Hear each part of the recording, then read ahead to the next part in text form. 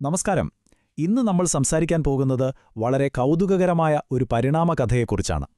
ഇന്ത്യയുടെ സാമ്പത്തിക ഭരണ സംവിധാനം പഴയകാല നയങ്ങളിൽ നിന്ന് മാറി ഇന്നത്തെ അത്യാധുനിക സംവിധാനങ്ങളിലേക്ക് എങ്ങനെ വളർന്നു എന്നതിനെക്കുറിച്ചുള്ള ഒരു കിടിലൻ കഥ. ഒന്നാലോചിച്ച് നോക്കൂ, 100 കോടിയിലധികം വരുന്ന ഒരു ജനതയുടെ ഭാവി നമ്മൾ എങ്ങനെയാണ് ഡിസൈൻ ചെയ്യുക? ഇതൊരു നിസ്സാര കാര്യമല്ല അല്ലേ? ഇത്രയും വലിയൊരു രാജ്യത്തിന്റെ ഭാവി ആസൂത്രണം ചെയ്യുന്നത് പല അധ്യായങ്ങളുള്ള വലിയൊരു ഇതിഹാസകാവ്യം എഴുതുന്നതിന് തുല്യമാണ്. ഈ വലിയ ചോദ്യത്തിനുള്ള ഉത്തരം തേടിയുള്ള ഇന്ത്യയുടെ യാത്രയാണ് നാം ഇന്ന് മനസ്സിലാക്കാൻ പോകുന്നത്. നമുക്ക് ഈ കഥയുടെ ആദ്യ അധ്യായത്തിലേക്ക് കടക്കാം. ആദ്യകാല രൂപരേഖകൾ. ചരിത്രം പരിശോധിച്ചാൽ ഇന്ത്യയുടെ സമ്പദ്വ്യവസ്ഥയുടെ ആദ്യത്തെ ബ്ലൂ പ്രിന്റ് വരുന്നത് 1934-ലാണ്. പ്രശസ്ത എഞ്ചിനീയറായ എം വിശ്വേശ്വരയ്യ എഴുതിയ പ്ലാൻഡ് ഇക്കോണമി ഫോർ ഇന്ത്യ എന്ന പുസ്തകത്തിലൂടെയാണ് ഇതിന് തുടക്കമിട്ടത്. അതുകൊണ്ടുതന്നെ അദ്ദേഹത്തെ ഇന്ത്യൻ ആസൂത്രണത്തിന്റെ പിതാവ് എന്നാണ് നമ്മൾ വിശേഷിപ്പിക്കാറുള്ളത്. പിന്നീട് 1938-ൽ ദേശീയ ആസൂത്രണ സമിതി വന്നു. പിന്നാലെ 1945-ൽ ഗ്രാമീണ മേഖലയ്ക്ക് കൂടുതൽ പ്രാധാന്യം നൽകിക്കൊണ്ട് പീപ്പിൾസ് പ്ലാനും വന്നു. അങ്ങനെ ഒടുവിൽ 1950 മാർച്ച് 15-നാണ് ആസൂത്രണ കമ്മീഷൻ ഔദ്യോഗികമായി രൂപീകൃതമാവുന്നത്. ഈ ആദ്യകാല പഞ്ചവത്സര പദ്ധതികളുടെ ഒരു ലക്ഷ്യവും ആവേശവും വളരെ വലുതായിരുന്നു കേട്ടോ. അന്നത്തെ ഒരു ആവേശം മനസ്സിലാക്കാൻ മുൻ പ്രധാനമന്ത്രി ജവഹർലാൽ നെഹ്റുവിൻ്റെ ഒരു പ്രശസ്തമായ വാചകം കേട്ടാൽ മതി. അദ്ദേഹം പറഞ്ഞത്, അണക്കെട്ടുകൾ ഇന്ത്യയുടെ വികസനത്തിൻ്റെ മഹാക്ഷേത്രങ്ങളാണ് എന്നാണ്. കാർഷിക വ്യാവസായിക മേഖലകളുടെ വളർച്ചയ്ക്കായി വലിയ അടിസ്ഥാന സൗകര്യങ്ങൾ ഒരുക്കുക എന്നത് തന്നെയായിരുന്നു അന്നത്തെ പ്രധാന ഫോക്കസ്. അങ്ങനെ കാലം മുന്നോട്ടു പോയി. അധ്യായം 2: വളർച്ചയുടെ വെല്ലുവിളികൾ.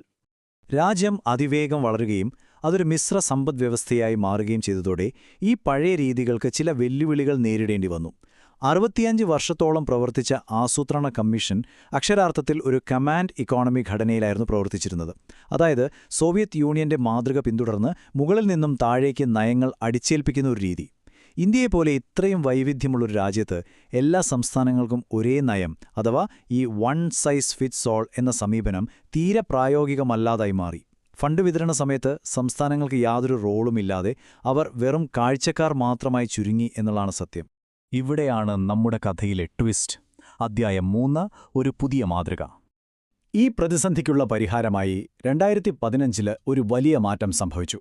ആസൂത്രണ കമ്മീഷൻ നിർത്തലാക്കുകയും പകരം നീതി ആയോഗ് നിലവിൽ വരികയും ചെയ്തു. നീതി ആയോഗിന്റെ ഏറ്റവും പ്രധാനപ്പെട്ട ആശയം തന്നെ സഹകരണ ഫെഡറലിസം എന്നതാണ്. ശക്തമായ സംസ്ഥാനങ്ങളാണ് ശക്തമായ രാജ്യത്തെ സൃഷ്ടിക്കുന്നത് എന്ന തിരിച്ചറിവിൽ കേന്ദ്രവും സംസ്ഥാനങ്ങളും തുല്യ പങ്കാളികളായി ഒരു ടീം ഇന്ത്യയായി പ്രവർത്തിക്കുന്ന ഒരു കിടിലൻ മാതൃകയാണിത്.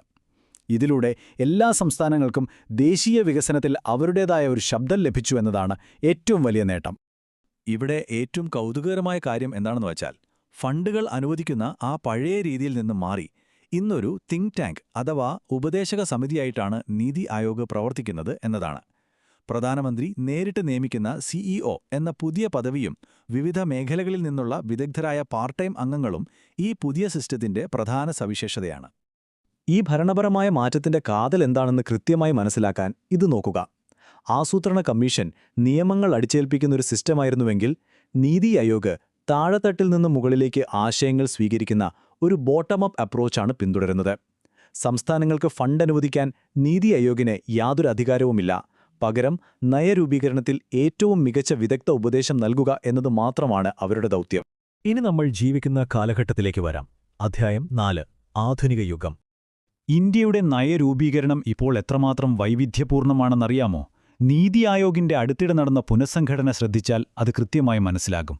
പവർ വിത്തിൻ എന്ന പ്രശസ്തമായ പുസ്തകത്തിന്റെ രചയിതാവ് ഡോക്ടർ ആർ ബാലസുബ്രഹ്മണ്യത്തെയും അരുണാചൽ പ്രദേശിൽ നിന്നും ഹിന്ദിയിൽ PhD നേടിയ ആദ്യ നിഷി കമ്മ്യൂണിറ്റി വനിതയായ ഡോക്ടർ ജോറം അനിയെയും പുതിയ മുഴുവൻ സമയ അംഗങ്ങളായി നിയമിച്ചു. ഇതോടെ മുഴുവൻ സമയ അംഗങ്ങളുടെ എണ്ണം 7 ഉയർന്നു. നോക്കൂ, രാജ്യത്തിന്റെ വടക്കുകിഴക്കൻ സംസ്ഥാനങ്ങളിൽ നിന്നുള്ള ശബ്ദങ്ങൾ പോലും ഇപ്പോൾ നമ്മുടെ ദേശീയ നയരൂപീകരണത്തിൽ എത്ര നിർണായക പങ്കാണ് വഹിക്കുന്നത്. ശരി, നമുക്ക് കാര്യത്തിലേക്ക് കടക്കാം. ഇതെല്ലാം പ്രായോഗികമായി എങ്ങനെയാണ് വർക്ക് ചെയ്യുന്നത്? ഉത്തരം വളരെ സിമ്പിളാണ്: ഡേറ്റ. പിന്നോക്കം നിൽക്കുന്ന 112 ജില്ലകളുടെ വികസനത്തിനായുള്ള ആസ്പിറേഷണൽ ഡിസ്ട്രിക്ട്സ് പ്രോഗ്രാം, ഇലക്ട്രിക് വാഹനങ്ങളെക്കുറിച്ചുള്ള എല്ലാ വിവരങ്ങളും നൽകുന്ന അമൃത് പോർട്ടൽ, സംസ്ഥാനങ്ങളുടെ 30 വർഷത്തെ സാമ്പത്തിക വിവരങ്ങൾ അടങ്ങിയ നീതി NCAER ഡേറ്റ റിപ്പോസിറ്ററി, പിന്നെ നമ്മുടെ വികസനം കൃത്യമായി അളക്കുന്ന SDG ഇന്ത്യ ഇൻഡെക്സ്. ഇതൊക്കെ ഇതിന്റെ ചില ഉദാഹരണങ്ങൾ മാത്രമാണ്. കൃത്യമായ ഡേറ്റ ഉപയോഗിച്ച് സംസ്ഥാനങ്ങൾ തമ്മിൽ വളരെ ആരോഗ്യകരമായ ഒരു മത്സരമുണ്ടാക്കിയെടുക്കാനാണ് നീതി ആയോഗ് ഇന്ന് ശ്രമിക്കുന്നത്. ഈ ഡേറ്റയും മാറ്റങ്ങളുമെല്ലാം എന്തിനു വേണ്ടിയാണെന്ന് ഇപ്പോൾ നിങ്ങൾ ചിന്തിക്കുന്നുണ്ടാകും, അല്ലേ? ഇതിന്റെ ഉത്തരം ഒരു വലിയ കുതിച്ചുചാട്ടത്തിലാണ്. നിലവിൽ ലോകത്തെ 4ാമത്തെ വലിയ സാമ്പത്തിക ശക്തിയായ ഇന്ത്യ അടുത്ത 2.5–3 വർഷത്തിനുള്ളിൽ ജർമ്മനിയെ മറികടന്ന് ലോകത്തെ 3ാമത്തെ വലിയ സാമ്പത്തിക ശക്തിയായി മാറുമെന്നാണ് നീതി ആയോഗ് കണക്കാക്കുന്നത്.